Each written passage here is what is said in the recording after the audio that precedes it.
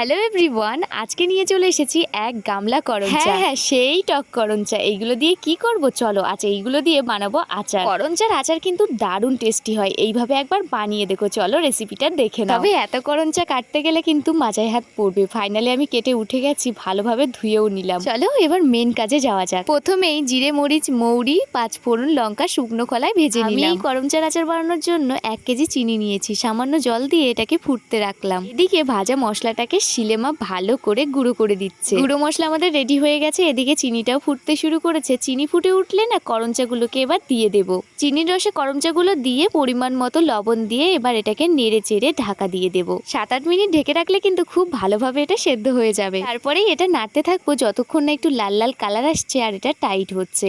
নামানোর 5 মিনিট আগে কিন্তু ভাজা মশলাটা আমি দিয়ে দিয়েছি। নেড়ে চেড়ে নামিয়ে নিলাম। ব্যাস রেডি আমাদের করঞ্চার আচার। তোমরাও ট্রাই করে দেখতে পারো। আর হ্যাঁ, ভালো লাগলে চ্যানেলটিকে সাবস্ক্রাইব করে দিও।